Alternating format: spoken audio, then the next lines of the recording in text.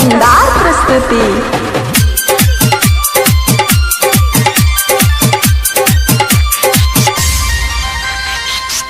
लगन में मम्मी हमरो क्या दे शादी